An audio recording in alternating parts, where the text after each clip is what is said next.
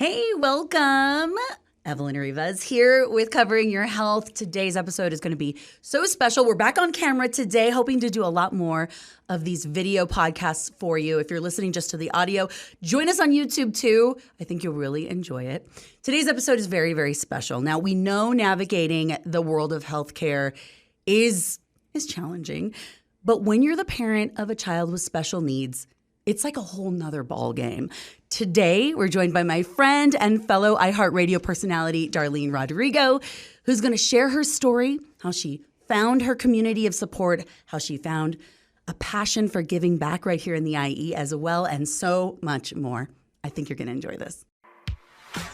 Welcome to Covering Your Health, a wellness podcast dedicated to covering all areas of living a healthy and happy lifestyle. From healthy hearts to understanding health plans and everything in between, each episode will provide you with a better understanding of managing your health, preventative care, and staying on the right path for your family's wellness journey. The Covering Your Health podcast is presented by IEHP. Now, your host, Evelyn Erives. All right, let's get things going. Welcome, Darlene. Evelyn. Hi. Oh, thank you for having me. It's actually really cool to be here. I've never been to these studios. Yeah. Even though we work for the same company. I know. And I don't live far. I know you're from the IE. Yes. So you're out here, but she works out of the Burbank office. So we're sister stations. Yes. We're sisters. Radio sisters. I actually work on the station. She works too on the weekends. So it's really wonderful to have you here. And I admire your story as well. So we have to get into that. But first, tell everybody a little bit about you. Okay. Well, like you said, I actually was raised in Pomona. Mm-hmm. And then later on, I was able to buy my first home in Ontario, where I live now. And so I'm raising a family of three. I'm my husband and I, and working and sports. I'm about to have two high schoolers now because my son is going to go into high school this upcoming year. Oh, wow. My daughter's in high school already, and then I have a 2-year-old. Oh my gosh, I know. I love your two-year-old. Starting all over. It's fun. It's keeping me young, I guess you can say. That's what people say, so I'm going with it.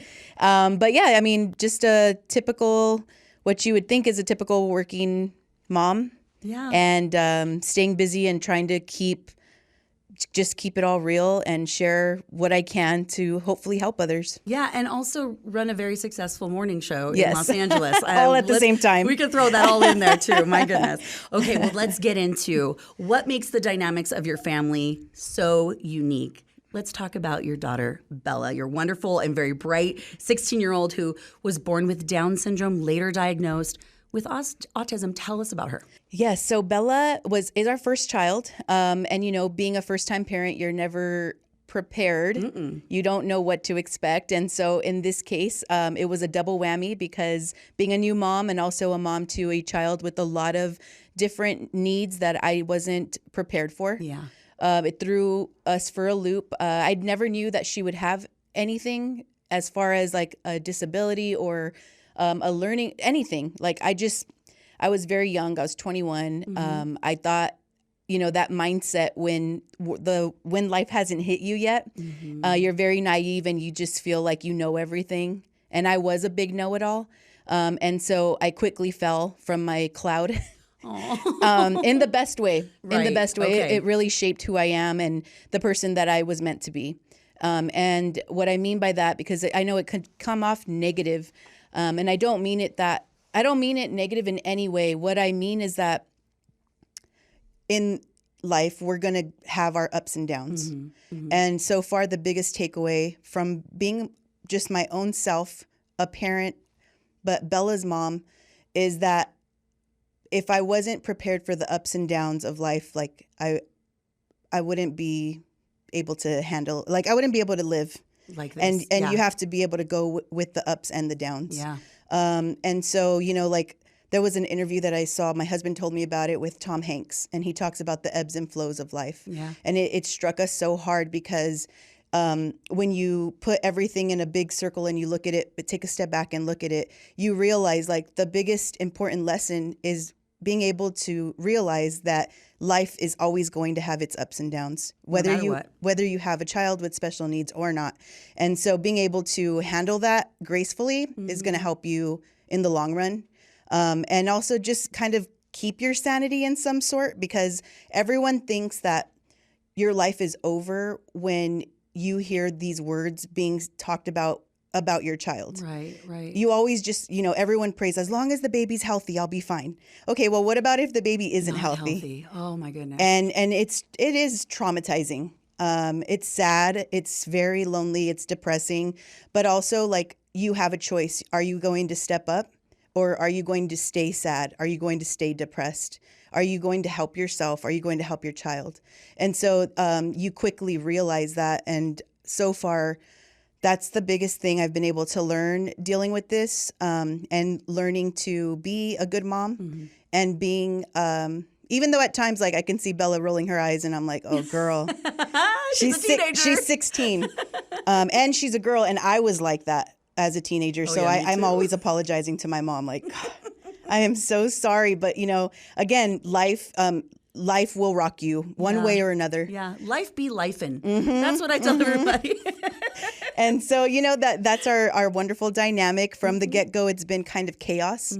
And we have a nickname for our family. We've labeled ourselves the Casa de Locos, which is like the house of the crazy people, because even the dogs have drama. Like, it doesn't matter. It's whether one of us. I love that, because it sounds like my family. Yeah, or the dogs are fighting in the backyard, or somebody's missing a dog or a kid. Bella will elope, or it's just always something. And so we just take it with a grain of salt. We laugh at our troubles. Yeah. And we carry on. That's beautiful. And that's what you have to do, no matter the dynamic, right? I think a lot of people can relate for sure to that. I have a sign in my house that says, some people call it chaos. We call it family. Yes. Like, I have a shirt my favorite shirt from Christmas was Chaos Coordinator. Yeah. It says that on my shirt. I'm like, this is perfect. And I work really well with chaos, which is why I work for radio. I was just going to say that. That's what makes you an amazing producer, because morning shows are chaos. Yes. Like pure chaos. And mind you, we did, I work with Ellen Kay, and when she came over from having, being the co-host of Kiss FM for years to her own morning show, we kicked it off together. Yeah. So we didn't know what we were doing. It was complete chaos. And, we've remained consistently at the top. It's going to be going on 9 years. Amazing. Yeah. Oh, it's so great. I love cool. that. Okay, so let's talk a little bit more about that first time mother situation for you. Did you know Bella was going to have special needs before she was even born? No, I really go deep into her birth story. I've done like blogs about it, and I've shared deeply, like, into detail on how everything went the way I least expected it to go. Right. And if you follow me on Instagram at Social Queen Darlene, you'll find it. It's there. Google it. You'll find it. If you really want the nitty gritty details. But in short, I did not know. My husband and I did not know. Again, I was 21 years old. Yeah. They don't test you. Like, they don't pursue further testing when you're a younger mom. Right, because they wait usually to do those things when you're a older. Geriatric mother. That's like, what they call it when you're like after 30 35. or something, right? Okay. So when I had my 2-year-old, I was a geriatric mom. So I've experienced motherhood on both and scales. You're not geriatric by any means. But I did take the standard test. I took the alpha fetoprotein, which is a blood test. That came back fine, but that is only like 72 or 74% correct. And then I've obviously I discovered this after the fact, because I got really obsessed with. Why didn't you know? Yeah. And I wish I would have known. It wouldn't have changed my decision to keep my pregnancy. It was more so that mentally I could prepare and I could start doing the research and doing things to just get ready and like, okay, now what? Because we think as mothers, okay, we're going to have a baby. We need to have a baby shower because I'm going to need lots and lots of diapers. Yes. And I'm going to need, what color are we going to do in nursery? Yes. Or those type of things that are very superficial in a sense. They are. Because you don't realize that actually you may need a whole other set of things. Yes, and that's exactly what happened. It was I'm the first granddaughter, and I'm the first child, like the oldest, I should say, not the first. And so having the baby was the first grandbaby for my family. It was a huge deal. It was like in my family, it was like if the prince and princess had a baby and they were pulling out all the curtains, and I had a huge baby shower, like giant, and I had a great pregnancy. Yeah. And I never suspected or felt like that feeling. Like her movement was well. Yeah, and everything all was those things great. were normal. Like I wasn't sick. Like I loved being pregnant.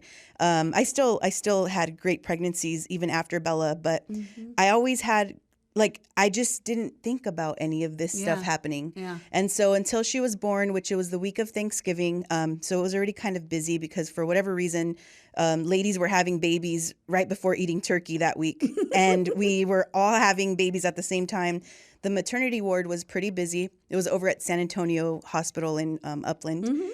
I remember thinking, okay, here we go. Like, let's do it. And my birth plan was no drugs, no nothing. I'm going to go in. I'm going to be a warrior.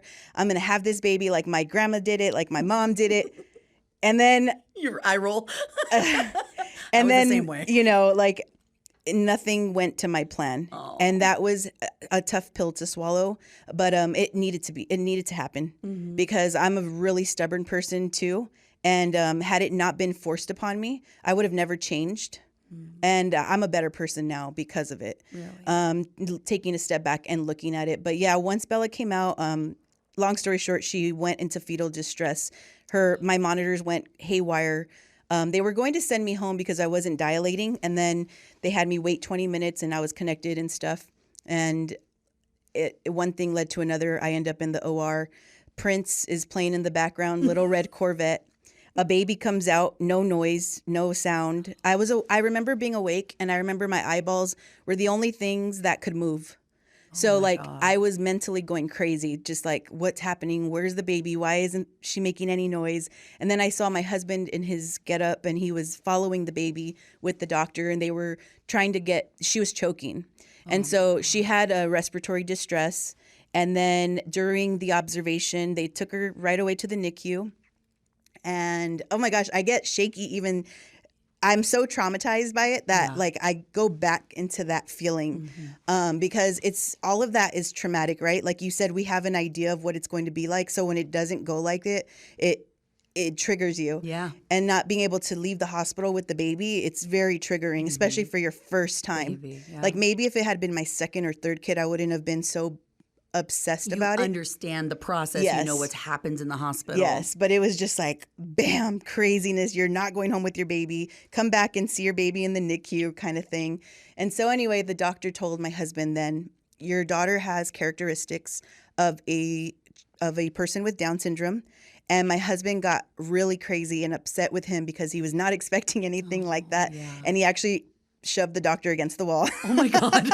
And it's not funny because people handle things differently. Yeah. And when you don't want to hear bad stuff about your child or anything wrong happening with the baby. And so we were making excuses. We were in denial. We were like, no, because he said she resembles an Asian baby. And her eyes are slanted. And my husband was like, well, my brother looks Korean. So it's probably, she probably looks like him. And then they were like, well, she has a simian crease, which in our hands, when you open your palms, the lines on our hands, like line readers. Yeah. Well, a characteristic for people with Down syndrome is they have one straight line. Oh. And so Bella had one straight line. It's called a simian crease. I didn't know that. And so they showed us that. And then Alex goes, well, we're going to check everyone's hands. Darlene's dad my dad actually has one single line. Oh my gosh. So we were making all these excuses. And then finally, because it was Thanksgiving week, the labs were closed and we couldn't get it confirmed.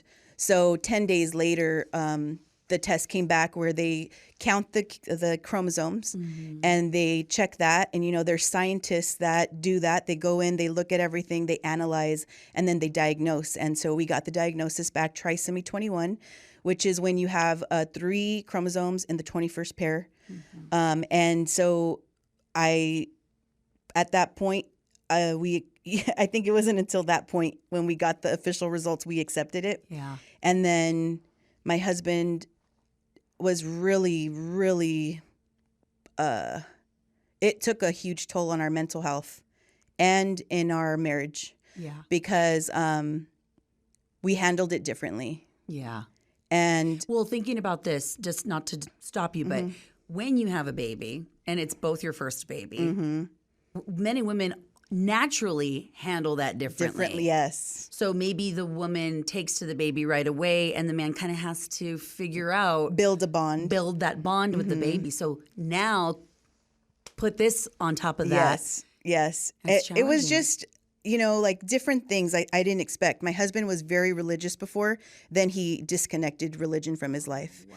And then like in my case, I was like, no, we need it more. Yeah, You know what I mean? yeah. Like it was very different. Yeah. And so those are some of the challenges that you face, and you have to figure things out quickly too, because people don't stop growing. That's true. You know what I mean? And she's yours. Yeah. And so she was connected to a lot of things in the beginning. And the first year we called her our $1 million baby because her bills racked up $1 million. Oh my And that was around the time that movie came out with Hilary Swank. Really? So we called her the $1 million baby. But at the end of the day, she was a great baby. Oh. And it could have been worse. Like a lot of people with Down syndrome are born with heart problems and heart defects, and she didn't have any. So that was a huge blessing, because typically we've met others that have had to have open heart surgery right away. And so, you take it for what it is. Like I said, the ups and downs. Yeah. Okay. So you have this beautiful baby. You're trying to navigate this new world for yourself. What was the first thing you did? What did you do? I know you said you're a research person. So was that the first thing you did? Yeah, Or did you find a community? Did you have a doctor to help you? I didn't know. I'm not going to cuss, but I didn't know anything. Fill in the blank. At the time, my husband was an EMT. He was running 911 calls, and then he was going to school to become a paramedic. And so we were navigating a lot, because it was like a really strict course where he had to have 80% or higher to continue in the course. And I was like, just go live closer to where you're going, and I'll keep Bella and I'll do things on my own, right? So I was navigating being a mom, going to therapies, learning what that was all about. So therapies for Bella. For Bella.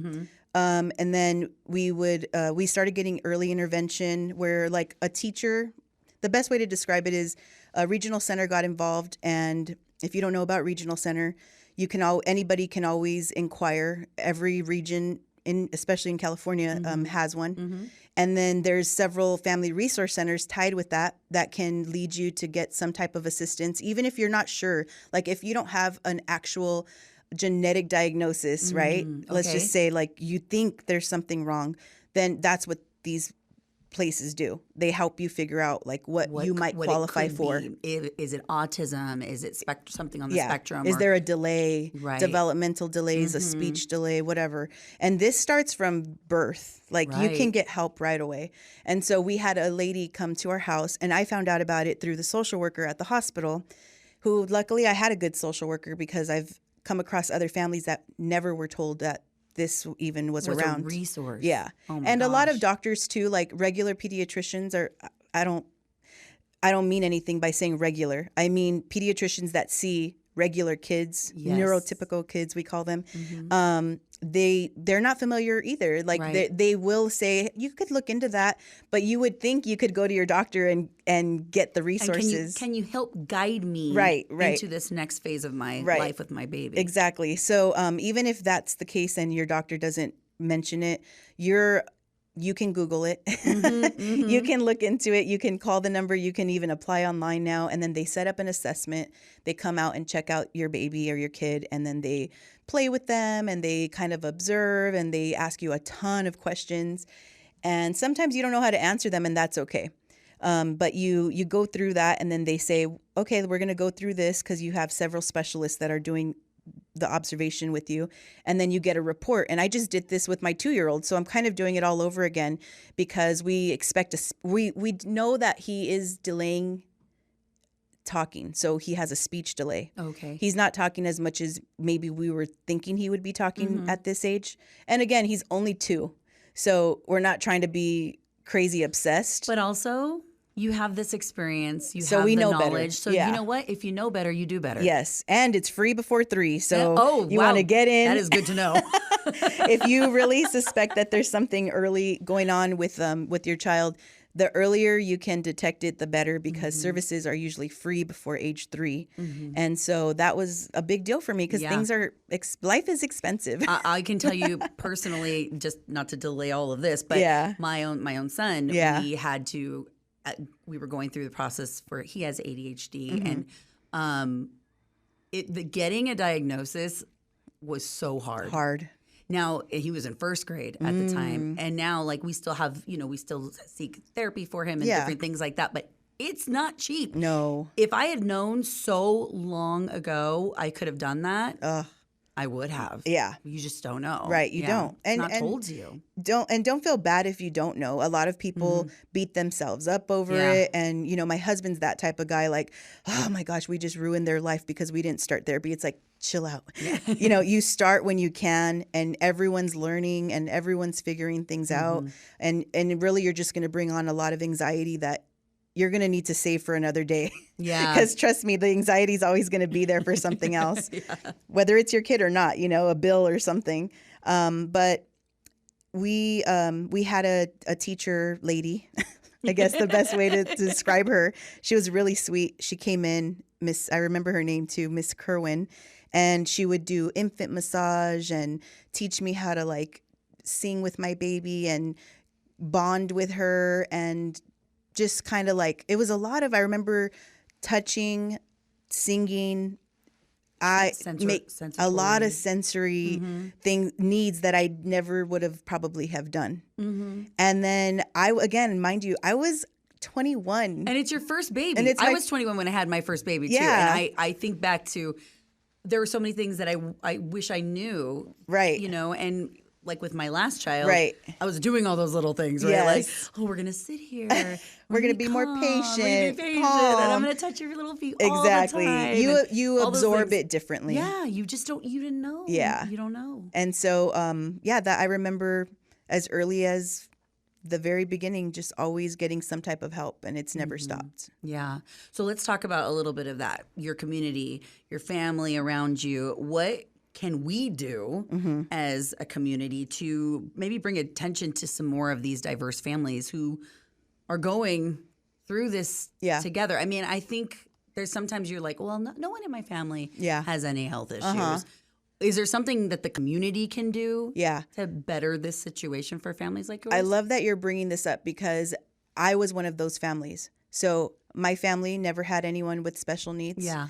And so Bella was the first one. And I remember everyone kind of being like, looking at me like, what are we going to do? Yeah. And then the other thing they would do that kind of drove me crazy was they treated her differently. Like they would talk to her like a baby longer. And I'm like, you guys, she's 7. Like you don't have to do that. Talk to her like you can just act normal. Number one. Let's just talk about act normal. Let's just talk about like normalizing weird situations you're not used to. Yeah. Just because they're weird to you does not mean anything, right? Like what I love about my family is that they have learned a lot from the birth of Bella, and they've learned to open up their eyes and their narrow minds to broader horizons, and now they're better people too. Yeah. Like they're not so judgmental. They're not, before it was like my grandma would be like, gosh, that kid's being a brat in the aisle over there next door. Right? Because that's what you think. You judge right away. You're like, they don't be quiet. They're making weird noises. They're not listening to their mom. But you don't know if that kid has autism. Yep. You don't know if they're having a meltdown. Yep. And then being that person, seeing your like my grandma, very old school. She gave birth. Her sisters were homemakers, and she's from Ecuador. They all delivered each other's babies. Okay, so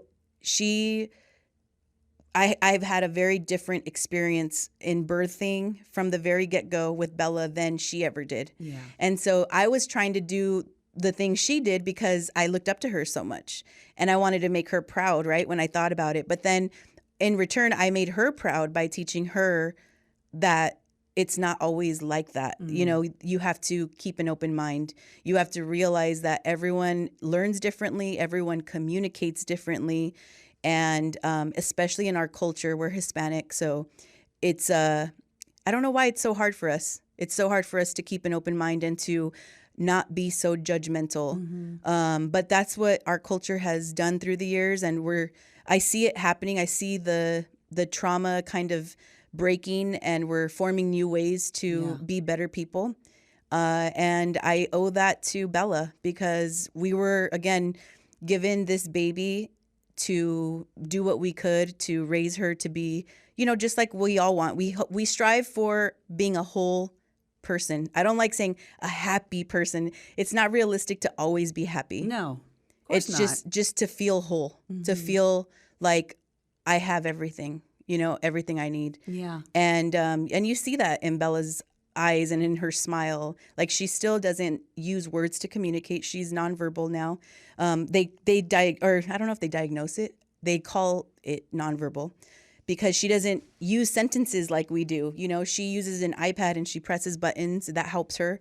But she has some words, like her favorite words are fries. And Me too. Yeah. Or actually her sentence that she can say is like 5 more minutes. So like if she needs more time, 5 more minutes, she'll say that.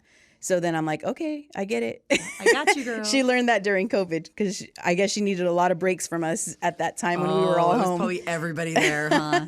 But back to what the community can do. You can just treat them the way you want to be treated. Be normal. Give them a high five. Make eye contact with them. Don't just stare at them like, why do they look different? And I want to say something about that, because in particular to people with Down syndrome, recently my daughter went viral on a post for her promposal. Oh, and we have to talk about it was this. the first time she ever went this viral, like in the millions. And it was a really cute promposal. She asked her friend, who she's been riding the bus with every day, to prom. Aww. And it's a really cute video. So if you have to see this video, it is epic. You probably will cry. It's everything. And so it's very wholesome, very just cute and nice. And in the comments, I try to stay away from them, because the comment section to me is always evil. But there are some pretty harsh ones, and then there are more good ones than there are harsh ones. And that's the reality of the world, right? I don't want to act like it's perfect.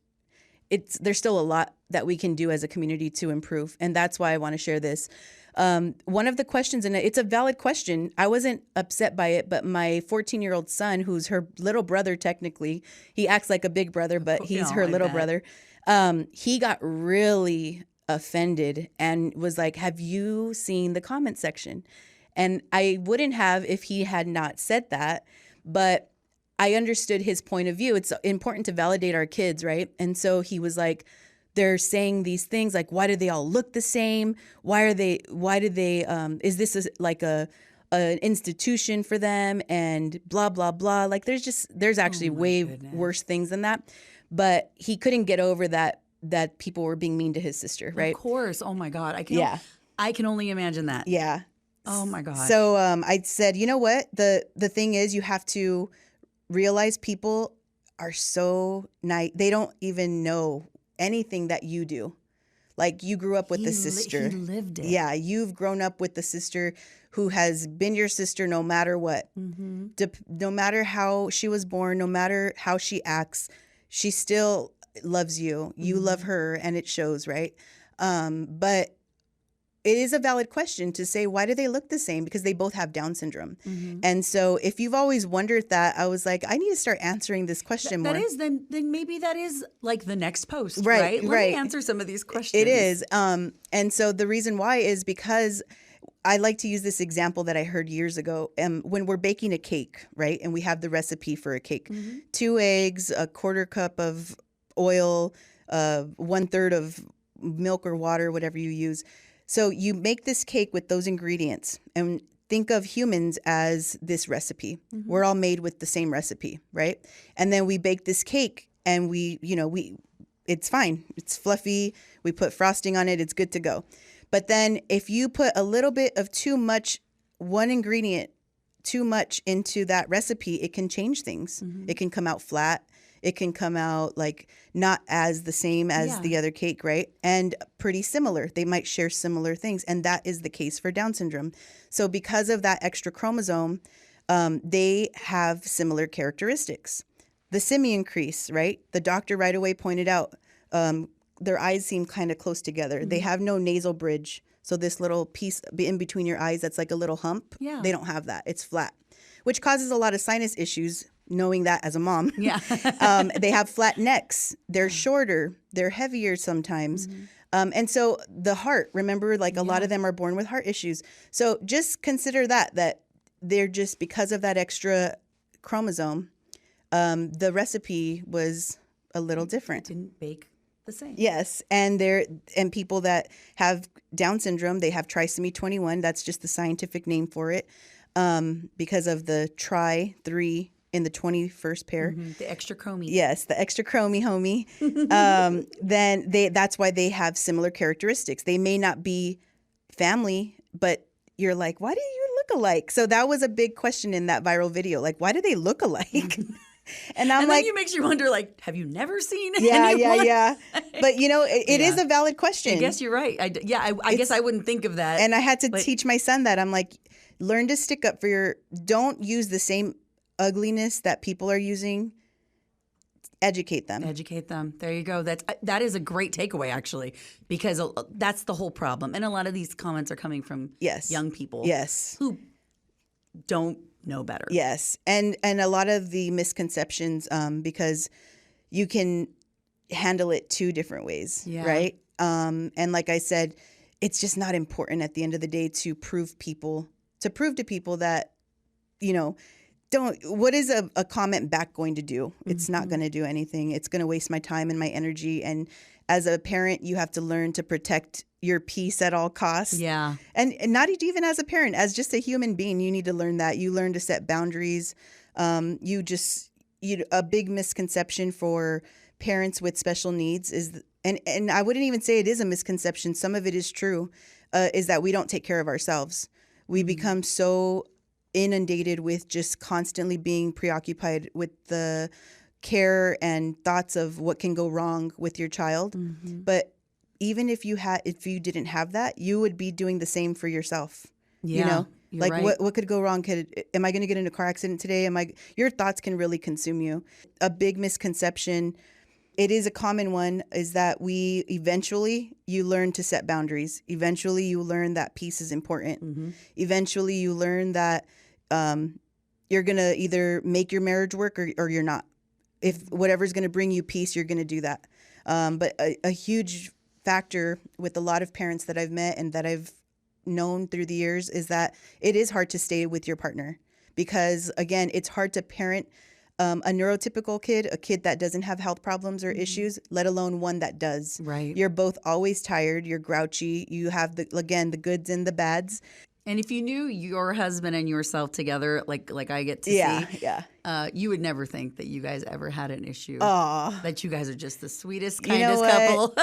Yeah, we have our moments for sure. We do, and he'd be the first to say we've actually been to couples therapy. I think the first time we tried it was like maybe 5 or 6 years ago, and I wish we would have started sooner. I wish that we would have because we grew up together.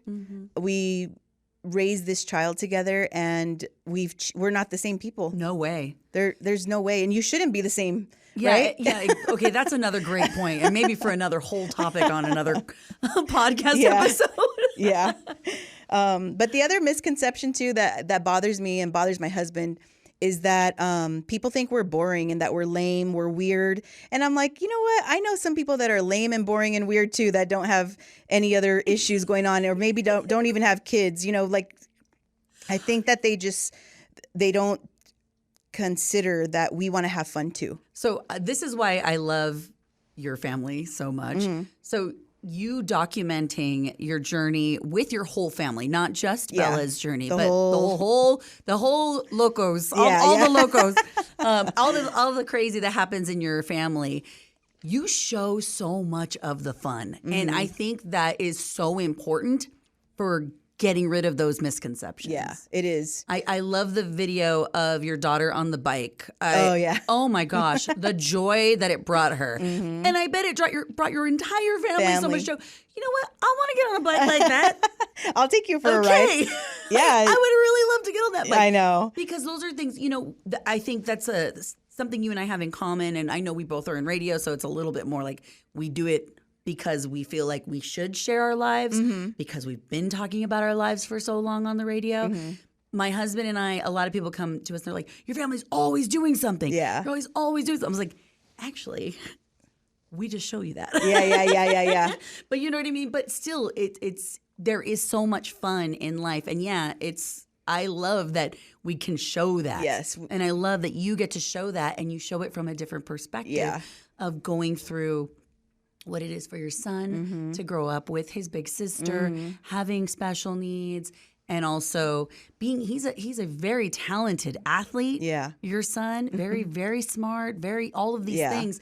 And seeing that dynamic within the two of them is actually quite beautiful to watch. It is. And then with the 2-year-old thrown in it too, it's just and your 2-year-old who is just so fun. You think I can't handle another kid, right? After Bella, I thought, no way. Yeah, that's a great question. So what made you decide? It was just a surprise by God. It was a big God surprise. It was God's plan. And it really was. I was actually hospitalized with Bella. She had RSV. She was 1 year and 3 months. Oh my gosh. And I remember at the time, it was 2008, so Obama was getting inaugurated. Like, I remember extreme details because I was living in this maternity ward with probably 12 other babies. And we were just sharing curtain walls, right? They all had RSV. Oh, and I stayed by her side, and she was in like that cage. It looks like a cage. Yeah. But it's a crib for babies so they don't jump out and stuff. And, she's always had issues through the years. She's had seizures. She was hospitalized for RSV for a while. And it was always one thing after another. But again, back to taking life with its ebbs and flows and accepting what could happen, right? I remember we finally got home from being in a hospital, and I was just kind of like, wow, there's a lot going on. The world is changing. It was an interesting time period in our lives. And then a month later, I'm like, I'm pregnant. So I was just like cooped up at the hospital, went home, had a baby apparently. And then I was freaking out. Like, I can't do this. I can't. Did you have those worries that he was also going to have any special needs? No, I just felt like I couldn't love another child the way I was going to be able to love Bella. Understood. And then also that I didn't have enough in me to give to this other baby because I was so busy with Bella. Yeah. I felt like it wasn't going to be fair to this next kid because of how it was a lot. It was just, we were constantly in and out of the hospitals the first year. And then again, learning about all the different specialists. And it was just too much for my mind to fathom. And my husband calmed me down and he was like, look, we're going to get through this. And it was night and day, right? I had another great pregnancy. I had all the tests. They treated me high risk this time. And then, Little Bear was born, and he's been the complete opposite. Like, instead of any delays, it's always been advanced. Yeah. And so I just never was equal. Like, I could never, I was never I was on a very long spectrum from one end to the very end. Having a child who is advanced is also a challenge. That should be a special need too. It absolutely is, because there aren't a lot of parents. Well, there are, but there's a lot of parents who deal with very normal things. There's a smaller group of parents that understand what it is to have an accelerated child. Yes. And I was never an accelerated the way he was. Right. Yeah. Right. Things just clicked in his head for math, for science. I wasn't like that. Yeah. I stayed stuck in 5th grade division. So especially with fractions. And so I struggled, but it's been eye-opening, and it's been great to be able to witness and being their mom and just being able to understand that everyone is going to have their thing, right? Everyone. And had I known what I know now, back then I did grow. When I was just their mom, I stayed home for 5 years. I was a stay-at-home mom. I stopped working. Alex was running 911 calls like crazy. He was a paramedic at that point. So he was out of the house a lot because he would work 24, 48-hour shifts. But also, he had here's why we were such a great team. He could handle anything, dangerous situations. And his job. Yeah. I mean, really, he was trained to do it. Whenever one of the kids would choke or anything dire, I was like, you do it. Like, I'm freaking out. And then like all the loving, like caring, like I can take him to therapy. I was good at that stuff. Yeah. And so we made a great team. We always have. And I'm lucky to have him, and he vice versa. Right. But, the point being is that I stayed home for 5 years. I was just like, I lost my identity. Yeah. I was just their mom. I was Bella and Little Bear's mom. We call him Little Bear because it's too many Alexes in our family. So I was just like, I threw away all of my dreams, like my aspirations, what I hope to do. And I didn't put myself first. And then one day Alex kind of realized that I was losing it because I was just like, because you were a dreamer. A huge dreamer. And I'm not my best person. I think that I was good at stay-at-home mom while I needed to be, because I had such a survival instinct kind of kick in. But then when things calmed down and Bella started school, and then before you know it, Little Bear started daycare, and then I had a little bit of time in between, I was getting stir crazy. And that's when Alex said, come on, let's go for a date. And that's when he surprised me and took me to a radio broadcasting school. And I didn't know I was doing an audition, and that's what the whole date was. And then so I was it at the Academy of Radio and Television, the one that I went to? Yes. Okay, I understood I think that. your picture's on the wall. And then both my husband and I went there. Oh, really? How funny. Yep, in Huntington Beach. Yep. So we went there for a surprise date, and then he was like, I think you need to pursue this. Like, you've always wanted to do this. Just start taking classes. Yeah. And so I ended up taking community college courses, broadcasting ones, and then before you know it, it just all started clicking. And it was like, I always felt like I was going to do this anyway, whether it was going to be at home. I was blogging about it. Yeah. I was writing about it. Instagram was brand new at the time. So I started an Instagram and posting, but it was important to me, and I felt that it was necessary to share my family's story on social media, because I was seeing other families like mine responding and saying, I know exactly how you feel, and connecting with me. And it was a really special connection, which is what led me to continue this course of, you know what, then I'm going to start my own podcast, and I'm going to name it Special Connections. And, just connecting with the community, connecting with families, connecting with specialists, doctors, teachers, all of it, because we are all in this together. Like they say, it takes a village. Again, taking a step back and looking at the bigger picture, I'm like, this was all supposed to happen. It really was. It was all meant to be, Darlene.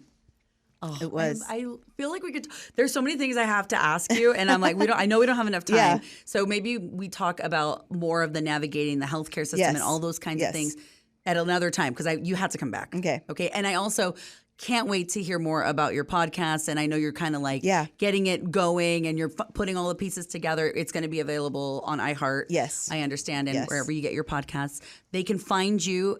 Where can they find you? At Social Queen Darlene. Just keep it easy. Everywhere. Yeah. At Social Queen. Isn't that the greatest? At Social Queen Darlene. Okay, before we go, 3 takeaways. I think in my head I already know what the 3 takeaways are, but what are your 3 key takeaways for any parent out there who is maybe about to navigate this situation, or for just somebody who has never even met anyone with special needs? Yeah. What should people know? Be ready to go with the flow. Ask for help. And do what you need to do to find some peace. I like that. Those 3 things. Also, don't be afraid to ask for second opinions. For even if you don't like your doctor, ask for another doctor. Actually, Bella has IEHP. Oh, wonderful. She has IEHP secondary through Medi-Cal, because anyone like Bella in this case, when you have a special need, you can always qualify for Medi-Cal regardless of income.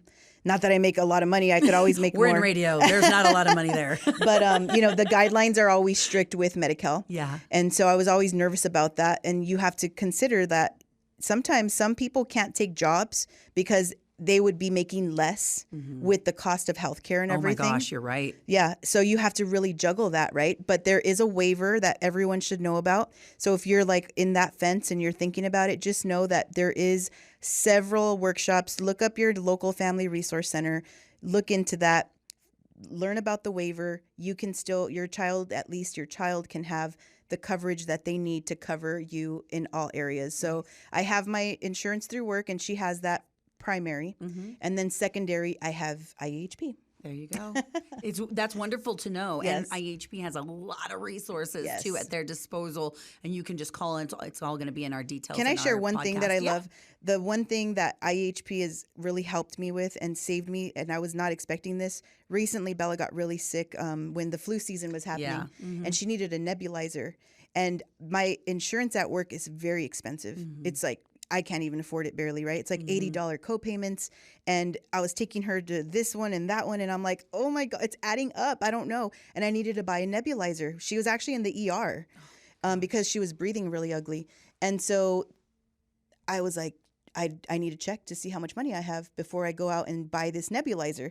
Well, then that's a necessity. Yeah, that she needs to breathe, now, right? Yeah. And then I went to this pharmacy and they were like, oh, you have IEHP? You get a free one. And I got a free nebulizer because of IEHP. Oh my gosh. And it saved me another $80. So I wouldn't have been able to afford that at that time, right? And she actually needed it. So, I mean, I love IEHP, and I'm so happy they have this podcast. Thank you. I am so proud to be partnered with them for this. This is, their brainchild, and I just get to kind of come out and just host it.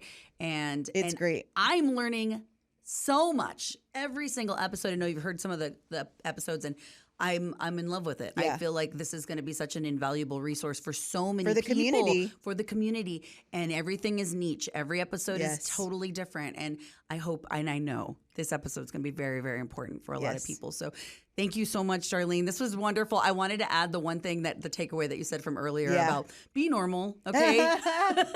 I'm glad you said that. Yeah, just be chill. Normal. Be Please. chill. Please. When you see somebody, just be cool, man. Smile and wave. They are normal. Yes. I love that. Thank you so much, Thank Darlene. you, Evelyn. This was wonderful. Yes, thank you. Well, thank you again for joining me for another episode of Covering Your Health with Evelyn Erives, presented by IEHP. I am reminded of the immense strength and love that parents like Darlene embody. Their journey is one of resilience, compassion, unwavering commitment to their children with special needs, and it's beautiful. I don't know, for lack of a better word, it is beautiful. So let's carry Darlene's wisdom with us. Let's be compassionate. Let's be normal. Let's also be resilient, and let's be kind. Thank you again for joining me.